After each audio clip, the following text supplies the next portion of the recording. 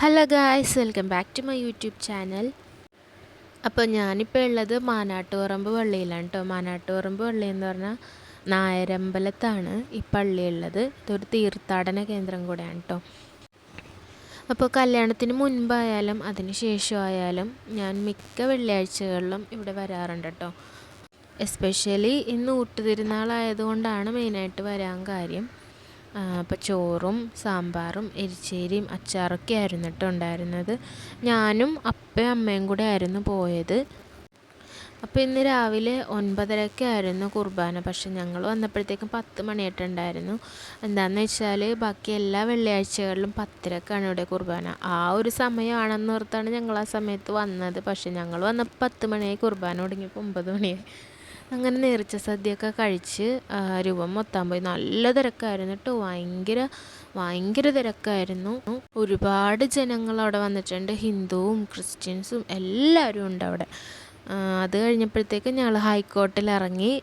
അവിടെ ഒരു flower show നടക്കുമായിരുന്നു കേട്ടോ. ഹൈക്കോർട്ടിൽ 41st കൊച്ചിൻ ഫ്ലവർ ഷോ ആയിരുന്നു കേട്ടോ. December 22 തൊട്ട് January 2 വരെയായിരുന്നു. പക്ഷെ ഞങ്ങൾ ഇന്നാണ് പോയത്, 3-ാം തീയതിയാണല്ലോ ഇന്ന്.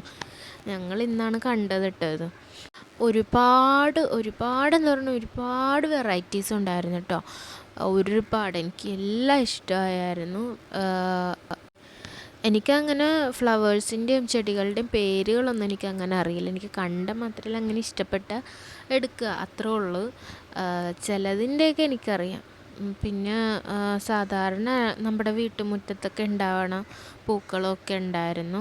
അതാ ജമന്തി, പിന്നെ ഇതാ കള്ളിമുൾ ചെടികൾ, പിന്നെ ഇതൊക്കെ എന്തെന്നാണ് പറയുന്നതെന്ന് എനിക്കറിയില്ല.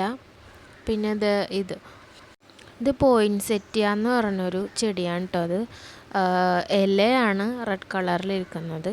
പിന്നെ ഈ ഒരു കള്ളിമുൾ ചെടി ഇത്ര നീളമുള്ളത് 250 രൂപയായിരുന്നു കേട്ടോ.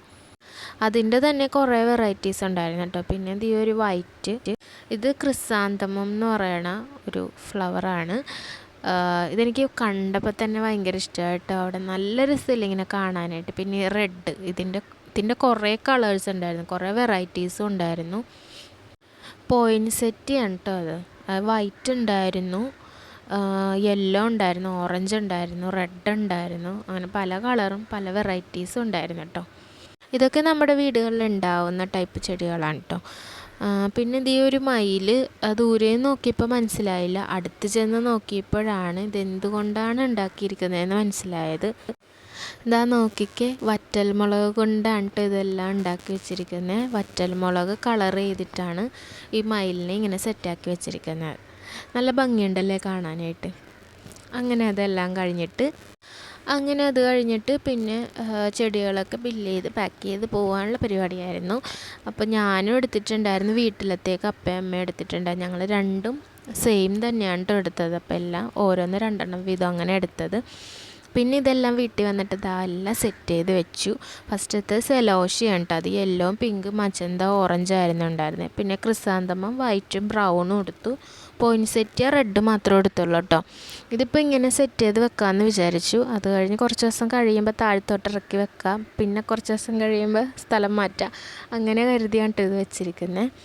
അപ്പോൾ നിങ്ങൾക്ക് ഇതിലേത് ചെടിയാണ് ഇഷ്ടമായെന്ന് കമൻറ്റ് ചെയ്യണേ. അപ്പോൾ വീഡിയോ ഇഷ്ടമായി ലൈക്ക് ചെയ്യണം, ഷെയർ ചെയ്യണം, സബ്സ്ക്രൈബ് ചെയ്ത് സപ്പോർട്ട് ചെയ്യണം. Tata bye, see.